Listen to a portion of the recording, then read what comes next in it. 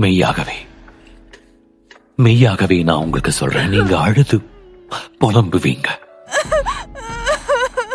உலகமோ சந்தோஷப்படும், நீங்கள் துக்கப்படுவீங்க.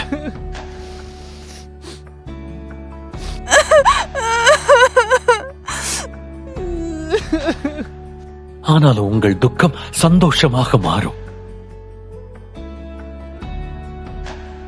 இப்போ நீங்க துக்கத்தோட இருக்கீங்க, நான் மறுபடியும் உங்களை காண்பேன். அப்போ உங்க இருதயம் சந்தோஷப்படும். உங்கள் சந்தோஷத்தை ஒருவனும் உங்களிடத்திலிருந்து எடுத்துட்டு போக மாட்டான். நீர் வந்தா சூழ்நிலை